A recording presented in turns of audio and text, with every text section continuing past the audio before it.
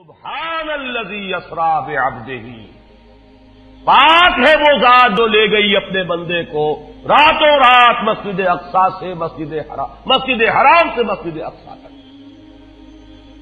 اگر یہ بات کسی انسان کی طرف منسوب ہوتی تو بات اور تھی، اگر یہ فعل حضور کی طرف منسوب ہوتا کہ حضور گئے تو بات اور تھی کہ میں آیا نہیں لایا گیا ہوں، حضور گئے نہیں لے جائے گئے ہیں، اور لے جانے والے وہ ذات ہے سبحان الذی اسری، وہ پاک ہے ہر عیب سے، ہر نقص سے، ہر ذوق سے، ہر کوتاہی سے، وہ منزہ ہے، اعلیٰ ہے، عرفہ ہے، بالا تر ہے، لہذا اس کی قدرت سے یہ ہرگز بعید نہیں کہ وہ اپنے بندے کو راتوں رات مسجد حرام سے مسجد اقصی اور پھر مسجد اقصی سے سدرۃ المنتہا تک لے جائے اور واپس لے آئے اور پھر مسجد حرام میں پہنچا دے۔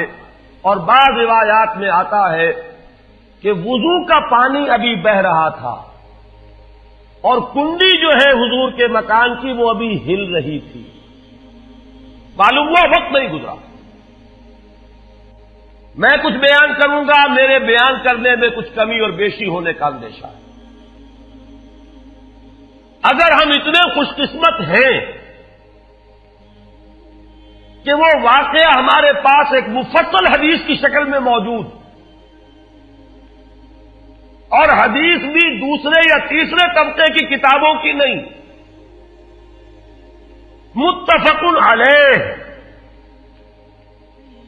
جس میں روایتاً جیسا کہ میں نے عرض کیا جس کا پایا تقریباً قرآن کے برابر، اور اس حدیث کے راوی ہیں حضرت مالک ابن صعصعہ رضی اللہ تعالی عنہ۔ ان کے بارے میں ایک بات ہے بڑی اہم، وہ نوٹ کر لیجئے۔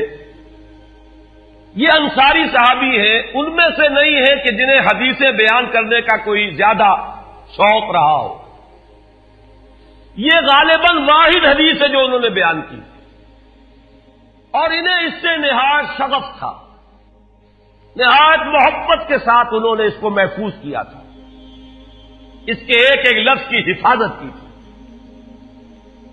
چنانچہ بعض دوسرے وہ صحابہ بھی جنہوں نے خود حضور سے یہ بات سنی ہوئی تھی، اب ایک تو وہ خود براہ راست روایت کر رہے حضور سے کہ ہم نے سنا، حضرت انس ابن مالک رضی اللہ تعالی عنہ خود، لیکن وہ صحابہ بھی ان کی خدمت میں خاص طور پر حاضر ہو کر ان سے اس روایت کو سنتے تھے، اس لیے کہ اس روایت میں ان کا درجہ بہت بلند ہے، ان کو اس سے بہت شغف تھا۔ تو صحابہ جو براہ راست حضور سے سن چکے وہ بھی ان کے پاس جا کر خاص طور پر اس حدیث کو سنا کرتے تھے۔ چنانچہ یہ روایت جو متفق علیہ ہے، یہ امام بخاری جو اس کو لائے ہیں عن قتادہ عن انس بن مالک عن مالک بن صعصعہ رضی اللہ تعالی عنہم، حضرت انس بن مالک سے روایت موجود ہے مسلم شریف میں براہ راست ان سے، لیکن یہ اس روایت کو بیان کر رہے ہیں حضرت مالک ابن صعصعہ رضی اللہ تعالی عنہ کے حوالے سے۔ روایت کیا ہے؟ ان النبی صلی اللہ علیہ وسلم حدثہم عن لیلۃ اسری بہ۔ اب دیکھیے یہ مرفوع حدیث ہو گئی، حضرت صعصعہ بیان فرما رہے ہیں کہ نبی اکرم صلی اللہ علیہ وسلم نے خود ہمیں سنایا، وہ حالات و واقعات سنائے جو اس رات کو پیش آئے جس رات کے انہیں لے جایا گیا۔ قال بینما انا فی الحطیم وربما قال فی الفجر، حضور فرماتے ہیں کہ میں اسی اثنا میں کہ میں حتیم میں تھا، اور ایک دوسری روایت میں الفاظ حجر آئے ہیں، وہ بھی کہتے ہیں اسی حصے کو، مضطجعا میں لیٹا ہوا تھا، اذ اتانی آتن کہ اچانک میرے پاس ایک آنے والا آیا۔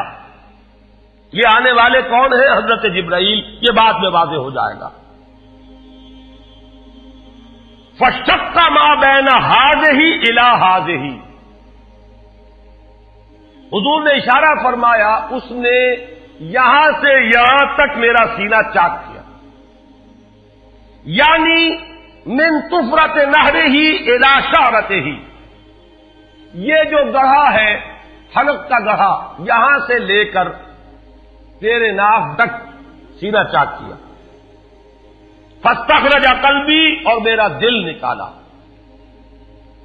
ثم اعطیت بطست من ذهب مملوء ایمانا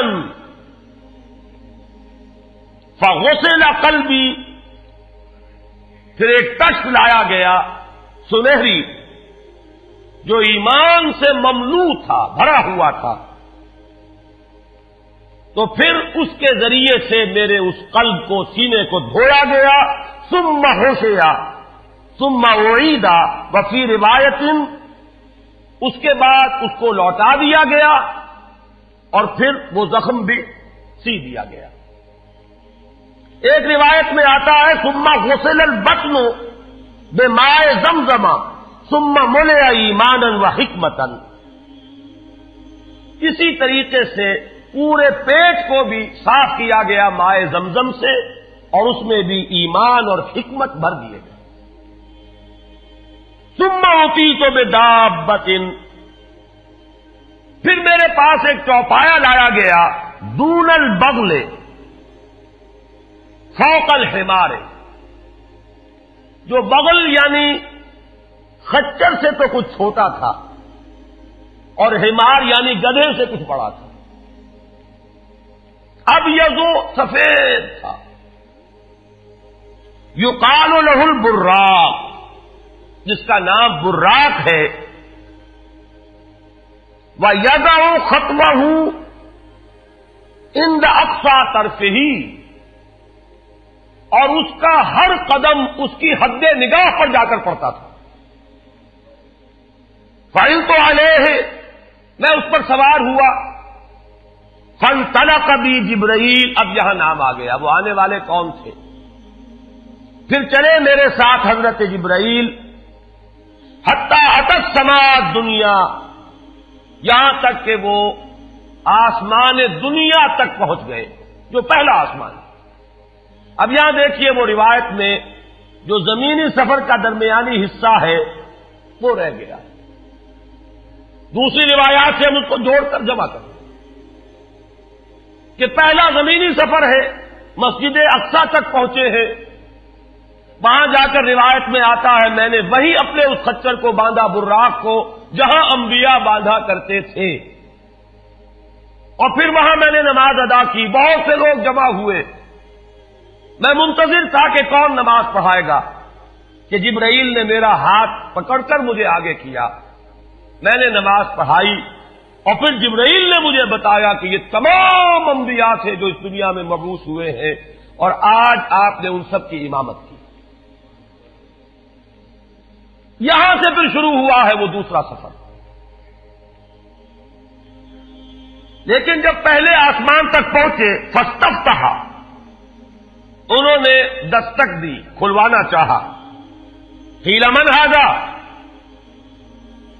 پوچھا گیا کون ہے؟ قال جبرائیل، انہوں نے جواب دیا جبرائیل۔ قیل ومن معک، پوچھا گیا کہ آپ کے ساتھ کون ہے؟ دیکھیے یہاں ذہن میں رکھیے گا، اس امکان کو کوئی شخص مسترد نہیں کر سکتا کہ ان ملائکہ کے علم میں ہو، لیکن پھر بھی پوچھ رہے ہیں، قانون قانون ہے، دروازے پر دستک دینی ہوگی، آئیڈینٹی ڈسکلوز کرنی ہوگی، چاہے علم میں ہو۔ جج جو ہے وہ اپنے علم کی بنیاد پر فیصلہ کبھی نہیں دے گا، وہ تو مقدمے کی سماعت ہوگی، شہادتوں کی بنیاد پر فیصلہ ہوگا۔ ذاتی علم کی بنیاد پر کرنا ہے تو وہ خود کسی اور عدالت میں اس مقدمے کو منتقل کرے اور وہاں گواہ کی حیثیت سے پیش ہو، تو قانون قانون ہے۔ پوچھا گیا آپ کے ساتھ کون ہے؟ قال محمد صلی اللہ علیہ وسلم۔ قیل وقد ارسل الیہ، پوچھا گیا کیا انہیں بلایا گیا ہے؟ قال نعم، انہوں نے فرمایا ہاں۔ قیل مرحبا بہ فنعم المجیء، جا ففتح فلما خلصت، اس کے بعد کہا گیا مرحبا ان کے لیے، تہنیت ہے، مبارکباد ہے، خوش آمدید ہے، کیا ہی اچھے ہیں وہ جو لائے گئے ہیں۔ پھر وہ سمائے دنیا جو ہے اس کا دروازہ کھولا گیا، میں اس میں داخل ہوا، فیضا فیہا آدم، میں نے دیکھا وہاں حضرت آدم تشریف فرما ہے۔ فقال ھذا ابوک، جبرائیل نے کہا یہ آپ کے جد امجد ہیں، فسلم علیہ، ان کو سلام کیجئے، فسلمت علیہ، میں نے انہیں سلام کہا، فرد السلام، انہوں نے سلام کا جواب دیا، ثم قال مرحبا بالابن الصالح والنبی الصالح، خوش آمدید ہے، مرحبا ہے صالح بیٹے اور صالح نبی پر۔ ثم صعد بی، پھر مجھے اور اٹھایا گیا، حتی اتى السماء الثانیۃ، یہاں تک کہ جبرائیل پہنچ گئے دوسرے آسمان تک۔ فاستفتح، پھر وہی سوال و جواب ہے، میں اب ترجمہ نہیں کروں گا۔ قیل من ھذا قال جبرائیل، قیل ومن معک قال محمد، قیل وقد ارسل الیہ قال نعم، قیل مرحبا بہ فنعم المجیء جاء ففتح فلما خلصت۔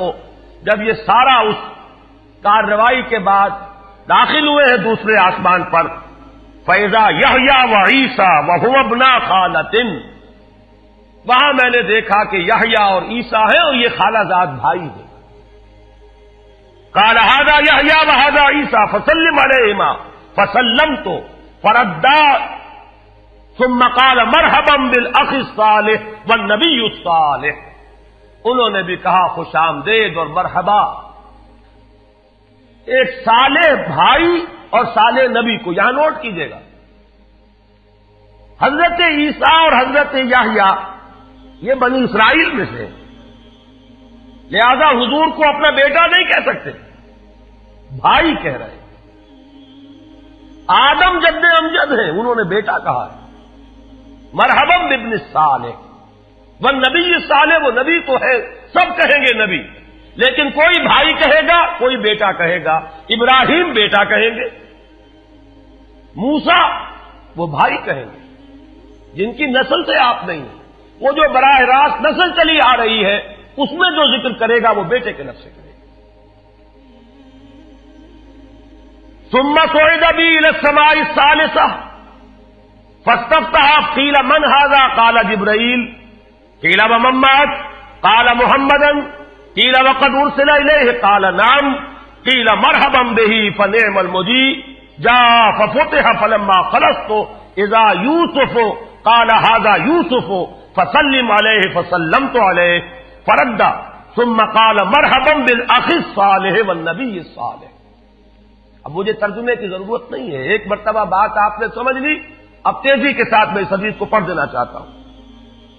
ثم صعد بی، پھر مجھے اور بلندی پر لے جایا گیا، حتی اتى السماء الرابعۃ فاستفتح، قیل من ھذا قال جبرائیل، قیل ومن معک قال محمد، قیل وقد ارسل الیہ قال نعم، قیل مرحبا بہ فنعم المجیء جاء ففتح فلما خلصت فاذا ادریس فقال ھذا ادریس فسلم علیہ، فسلمت علیہ، فرد ثم قال مرحبا بالاخ الصالح والنبی الصالح۔ یہاں ملاقات ہوئی حضرت ادریس علیہ الصلوۃ والسلام سے۔ ثم صعد بی حتی اتى السماء الخامسۃ فاستفتح، قیل من ھذا قال جبرائیل، قیل ومن معک قال محمد، قیل وقد ارسل الیہ قال نعم، قیل مرحبا بہ فنعم المجیء جاء ففتح فلما خلصت فاذا ہارون قال ھذا ہارون فسلم علیہ، فسلمت علیہ، فرد ثم قال مرحبا بالاخ الصالح والنبی الصالح۔ ثم صعد بی حتی اتى السماء السادسۃ فاستفتح، قیل من ھذا قال جبرائیل، قیل ومن معک قال محمد، قیل وقد ارسل الیہ قال نعم، قیل مرحبا بہ فنعم المجیء جاء ففتح فلما خلصت فاذا موسیٰ قال ھذا موسیٰ فسلم علیہ، فسلمت علیہ، فرد ثم قال مرحبا بالاخ الصالح والنبی الصالح۔ چھٹے آسمان پر یہ حضرت موسیٰ سے ملاقات ہوئی. فلما جاوزت تو بتا، جب میں آگے بڑھا تو حضرت موسیٰ روئے. قیل ما یبکیک، ان سے پوچھا گیا کہ آپ کو کیا چیز رلا رہی ہے؟ قال ابکی لأن غلاما بعث بعدی، کہ مجھے اس بات پر رونا آ رہا ہے یہ نوجوان محمد صلی اللہ علیہ وسلم، یہ میرے بہت بعد ان کی بعثت ہوئی ہے. يدخل الجنت من امته اکثر ممن يدخلها من امتی، میرے بہت بعد آنے کے باوجود ان کی امت میں سے جنت میں داخل ہونے والوں کی تعداد میری امت کے مقابلے میں بہت زیادہ ہو. بہرحال اپنی امت کا خیال تو ہے، وہ شفقت جو نبی اور رسول کو اپنی امت پر ہونی چاہیے وہ ہے بتمام و کمال. اسے معاذ اللہ کسی حسد پر معمول نہ کیجیے، بلکہ وہ جو احساس ہوا ہے اپنی امت کی محرومی کا، وہ ہے کہ جس نے حضرت موسیٰ علیہ السلام پر یہ کیفیت طاری کی. ثم صعد بی، پھر مجھے اور بلند کیا گیا الی السماء السابعۃ، ساتویں آسمان پر. فاستفتح قیل من ھذا قال جبرائیل، قیل ومن معک قال محمد صلی اللہ علیہ وسلم، قیل وقد بعث الیہ قال نعم، قیل مرحبا به فنعم المجیء جاء. فلما خلصت فاذا ابراہیم قال ھذا ابوک ابراہیم فسلم علیہ، فسلمت علیہ فرد السلام ثم قال مرحبا بالابن الصالح والنبی الصالح. حضرت ابراہیم نے پھر استقبال کیا، خوش آمدید صالح بیٹے اور صالح نبی کے لیے. ثم رفعت، اب ذرا یہاں نوٹ کیجئے گا، یہاں سوئد تو نہیں آیا، سوئد ابھی نہیں آیا، رفعت. پھر مجھے اور بلند کیا گیا الی سدرۃ المنتہی، یہ سدرہ منتہا ہے جس کا ذکر ہے سورۃ النجم. اسی سدرۃ المنتہا کے پاس جنت ماوا ہے، وہ جس کا وعدہ کیا گیا ہے، جو ٹھکانہ بنے گی اللہ کے نیکوکار بندوں کا، جس میں وہ رہیں گا ہمیشہ ہمیش. فادخلوها خالدین، وہ بھی وہی ہے. پھر اٹھائے گئے حضور بیت المعمور تک. ثم اعطیت باناء من خمر واناء من لبن واناء من عسل. پھر میرے سامنے یہ بیت معمور کیا ہے یہ بھی جان لیجئے. یہ در حقیقت اس سماء سابعہ پر، ساتویں آسمان پر خانہ کعبہ کا اصل جو ہے اللہ کا گھر، جس کا یہ ظل اور سایہ اس دنیا میں ہے، خانہ کعبہ، یہ ہے وہ بیت المعمور، جس کے بارے میں ایک اور روایت میں الفاظ یہ آئے ہیں، اس میں روزانہ 70,000 فرشتے داخل ہوتے ہیں، اور جو فرشتہ ایک مرتبہ داخل ہوا ہے آج تک اسے دوبارہ داخل ہونے کی نوبت نہیں آئی. اسی طریقے سے وہ فرشتے ہیں جو طواف کرتے ہیں خانہ کعبہ کا. پھر جان لیجئے یہ ہماری نگاہوں سے مخفی عالم غیب کی ایک دنیا ہے اپنی جگہ، چاہے ہمیں نظر نہ آئے. پھر میرے سامنے 3 برتن لائے گئے، ایک دودھ کا اور ایک شہد کا اور ایک شراب کا. فاخذت اللبن، میں نے دودھ والا پیالہ اٹھا لیا. قال ہی الفطرہ، حضرت جبرائیل نے توثیق کی کہ یہ ہے اصل میں آپ کا انتخاب درست ہے، یہ فطرت ہے. فطرت اللہ التی فطر الناس علیہا، یہی جو فطرت انسانی سے قریب ترین شے ہے اس کا آپ نے انتخاب کیا. اتت انت علیہا و امتک، اسی فطرت پر اے محمد آپ بھی ہے اور آپ کی امت بھی ہے. ثم فرضت علیہ صلوات 50 کل یوم. ایک اور روایت میں الفاظ آئے ہیں، اس میں اس کی وضاحت نہیں ہے کہ 3 چیزیں حضور کو یہاں عطا کی گئی. ایک تو 50 نمازیں جو فرض ہوئی، ایک دن رات میں 50 نمازیں،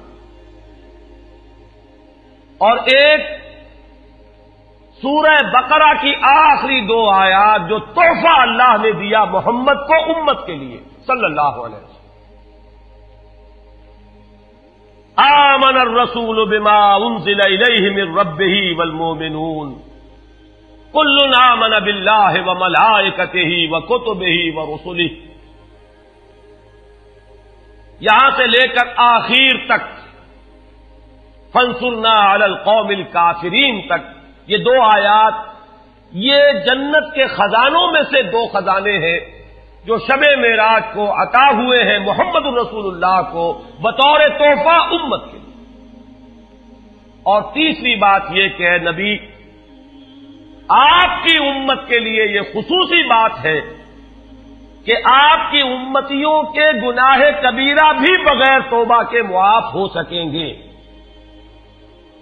یہ خصوصی تحفے ہیں جو امت کے لیے لے کر آئے محمد صلی اللہ علیہ وسلم. 3 تحفے نماز جو اس معراج میں فرض ہو رہی ہے اور اسی کو حضور کہہ رہے ہیں الصلاۃ معراج المؤمنین. اہل ایمان کے لیے یہ بمنزلہ معراج ہے. اس میں پھر روایت میں تفصیل آ رہی ہے. واپس جب آئے ہیں حضرت موسیٰ سے ملاقات ہوئی اور انہوں نے یہ فرمایا کہ یہ 50 نمازیں بہت ہیں, مجھے تجربہ ہے, تمہاری امت اس کا تحمل نہ کر سکے گی, واپس جاؤ درخواست کرو کم کرواؤ. حضور گئے, 10 نمازیں اس میں معاف ہوئی, 40 ہوئی. پھر یہی بات ہوئی, پھر بھیجا حضرت موسیٰ نے, پھر 30 ہوئی, پھر 20 ہوئی, چوتھی مرتبہ پھر وہ 10 اور پھر 5 رہ گئیں. اس پر بھی حضرت موسیٰ نے یہ کہا اب بھی جاؤ یہ بھی بھاری ہے. حضور نے فرمایا مجھے شرم آتی ہے, میں اتنی مرتبہ جا چکا ہوں, مزید اب جانے سے حیا محسوس کر رہا ہوں. تو ندا آئی کہ یہ 5 ہی 50 کے برابر ہیں. ہمارے ہاں قول بدلا نہیں جاتا. یہ 5 جو ہے در حقیقت یہ قائم مقام ہے ان 50 کے کہ جو اولاً ہم نے فرض کی تھی. یہ 50 ہی شمار ہوں گی اگر ان کا انسان ان پر مداومت اختیار کر لے. میں آخری جملہ آپ کو اس کا سنا دیتا ہوں. فَأُمِرْتُ بِخَمْسِ صَلَوَاتٍ كُلَّ يَوْمٍ فَرَجَعْتُ إِلَىٰ مُوسَىٰ فَقَالَ بِمَا أُمِرْتُ بِخَمْسِ صَلَوَاتٍ كُلَّ يَوْمٍ قَالَ إِنَّ أُمَّتَكَ لَا تَسْتَطِيعُ 5 صَلَوَاتٍ كُلَّ يَوْمٍ وَإِنِّي قَدْ جَرَّبْتُ النَّاسَ قَبْلَكَ وَعَالَجْتُ بَنِي إِسْرَائِيلَ أَشَدَّ الْمُعَالَجَةِ. میں نے بنی اسرائیل کا حتی الامکان معالجہ کیا, ان کے حالات کو درست کرنے کی کوشش کی, لیکن مجھے تجربہ ہے یہ 5 بھی نہیں جھیلی جائیں گی. فَارْجِعْ إِلَىٰ رَبِّكَ فَاسْأَلْهُ التَّخْفِيفَ, مزید تخفیف چاہیے لِأُمَّتِكَ. قَالَ سَأَلْتُ رَبِّي حَتَّىٰ اسْتَحْيَيْتُ وَلَٰكِنِّي أَرْضَىٰ وَأُسَلِّمُ.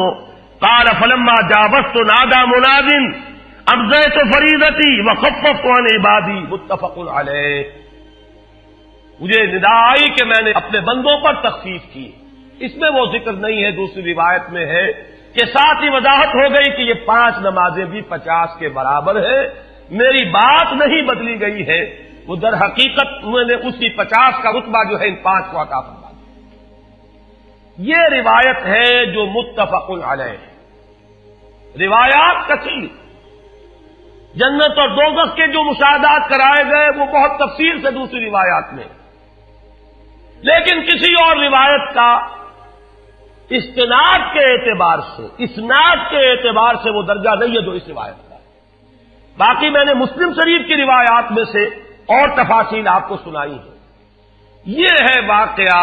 پھر حضور واپس آئے ہیں, وہیں بیت المسجد اقصی میں آئے ہیں, پھر واپس تشریف لائے ہیں, اور اس کا میں بیان کر چکا ہوں دوسری روایات میں کہ وقت بالکل نہیں گزرا, کہیں روک دیا گیا ہے, پوری کائنات کو کہیں تھام دیا گیا.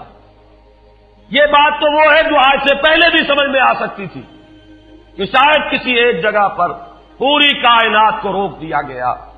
وقت بالکل نہیں گزرا کسی کے لیے. لیکن جیسا کہ میں نے عرض کیا, اس وقت تو یہ بھی سمجھ میں آتا ہے کہ سب کے لیے وقت گزر رہا ہو اور صرف محمد الرسول اللہ کے لیے نہ گزرے صلی اللہ علیہ وسلم. آج یہ بات بھی سمجھ میں آ سکتی ہے, لیکن یہ ہے کہ قرین قیاس وہی پہلی بات ہے. کہ اس میں پورے اس وقت کے لیے وقت کی رفتار کو روک دیا گیا ہو، وہ مسئلہ یاد آ گیا کہ آگے بڑھو یا وقت کی رفتار روک دو۔ تو یہ وقت کی رفتار ہے جو محمد الرسول اللہ صلی اللہ علیہ وسلم کے لیے روک دی گئی۔ اس کے بعد جو ہنگامہ ہونا چاہیے تھا وہ ہوا۔ صبح جب حضور نے فرمایا کہ یہ میرے ساتھ واقعہ پیش آیا ہے، تو جو رد عمل ہونا چاہیے تھا وہ ہوا ہے۔ یہاں تک بھی ہوا ہے کہ بہت سے مومنین صادقین متزلزل ہو گئے، مشرکین نے، کفار نے بغلیں بجائیں کہ اب ہمیں موقع مل گیا۔ معلوم ہوتا ہے ابھی تک تو شک ہی کی بات تھی کہ ان کو کچھ خلل دماغی کا عارضہ ہے، اب تو ثابت ہو گیا، کسی شک کو شبے کی گنجائش نہیں۔ چنانچہ اب آپ اس کا اندازہ کیجئے، یہ واقعہ مکے میں بیٹھ کر بیان کیا جا رہا ہے، امتحان لیے گئے ہیں۔ اچھا اگر گئے تھے تو بتاؤ مسجد اقصی کے ستون کتنے ہیں، وہاں کی کھڑکیاں کیسی ہیں؟ حضور فرماتے ہیں، ایک حدیث موجود ہے کہ میں گھبرا گیا، اس لیے کہ کس کو یاد رہتا ہے، مسجد اقصی میں جا کر حضور ستون تو نہیں گر رہے تھے، لیکن یہ کہ جب پوچھا جا رہا ہے تو مجمع میں تو ہو سکتا ہے کہ تالی پٹ جائے کہ اچانک اللہ تعالی نے میرے سامنے مسجد اقصی کو کر دیا، اب میں دیکھ کر بتا رہا ہوں اور لوگ دنگ ہو رہے ہیں۔ اب دیکھیے وہ مشاہدہ جو میں نے عرض کیا تھا، مشاہدات بے شمار ہے۔ جنت سامنے لے آئی جاتی ہے اور آگ سامنے لے آئی جاتی ہے، جہنم سامنے لے آئی جاتی ہے، مسجد اقصی سامنے لے آئی گئی ہے، جن میں سے ہر سوال کا جواب حضور نے مشاہدے سے دیا ہے۔ اسی ضمن میں وہ واقعہ آتا ہے کہ حضرت ابو بکر کے پاس گئے لوگ دوڑے دوڑے، وہ یہ سمجھتے تھے کہ اگر یہ پالا ہم مار لیں تو پھر ہماری جیت ہے، ابو بکر کو اگر ہم متزلزل کر دیں تو پھر گویا کہ ہمارے لیے کوئی اور پرابلم نہ رہے گا۔ روایت میں آتا ہے حضرت ابو بکر نے بھی سن کر ایک دفعہ جھرجھری لی ہے، لیکن صرف ایک سوال کیا، کیا واقعی وہ یہ فرما رہے ہیں؟ لوگوں نے خوش ہو کر کہا، تالیاں بجائیں، ہاں ہاں کہہ رہے ہیں، چلو ہم لے چلتے ہیں۔ انہوں نے سمجھا کہ ہمارا وار جو ہے کارگر ہوا ہے، واقعی کو تزلزل ہے، لیکن اگلا جواب ابو بکر کا یہ تھا، اگر وہ کہہ رہے ہیں تو 100% درست کہہ رہے ہیں۔ میں روزانہ یہ مانتا ہوں کہ فرشتہ آسمان سے ان کے پاس آتا ہے، تو اگر ایک مرتبہ انہیں آسمان پر لے جایا گیا تو یہ کون سی بعید ہے؟ یہ ہے وہ دن کہ جس کے بعد صدیق اکبر شمار ہوئے ہیں ابو بکر صدیق۔ صلی اللہ